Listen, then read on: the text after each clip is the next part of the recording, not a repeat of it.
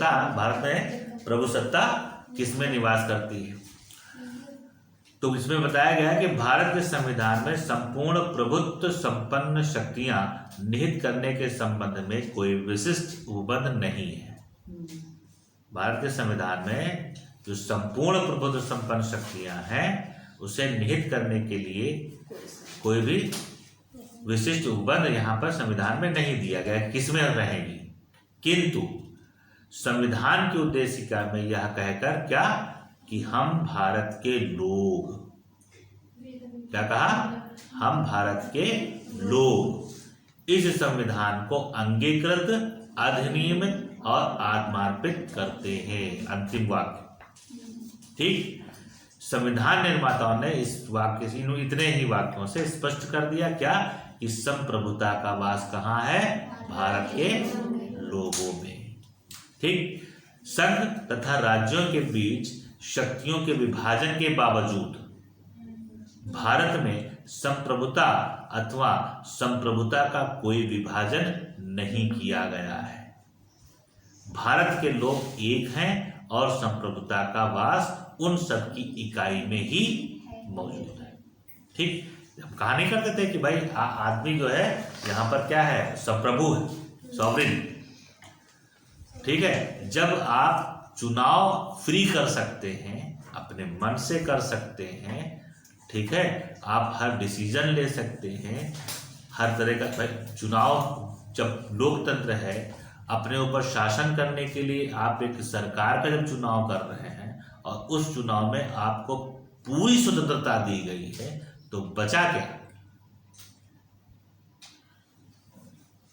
आपके ऊपर कोई दबाव तो नहीं कि राजनीतिक दबाव है या आर्थिक दबाव, भैया 500 रुपए ले ले, या पौवे वाला दबाव डाल दिया गया, पौवा पी ले, है ना, या कुछ कहा गया, आपसे वादे किए गए कि ये करेंगे वो करेंगे, इस आधार पर आप तो स्वतंत्र है ना।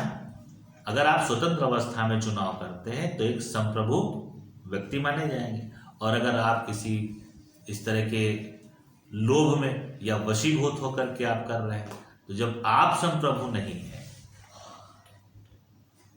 तो जिसको चुनना है वो भी नहीं होगा, आपको आदेशानुसार काम नहीं चलेगा, समझ रहे ना।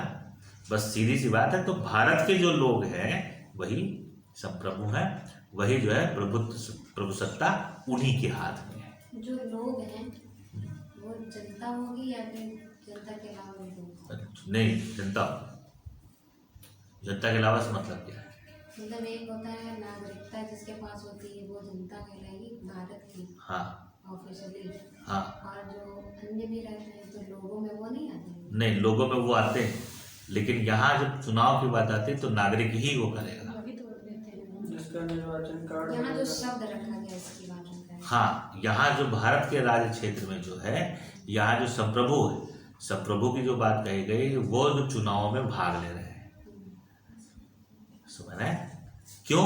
क्योंकि संविधान का जो निर्माण हो रहा है और राष्ट्र का जो निर्माण हो रहा है उनके द्वारा किया जा रहा है, उसमें विदेशी शामिल नहीं होंगे।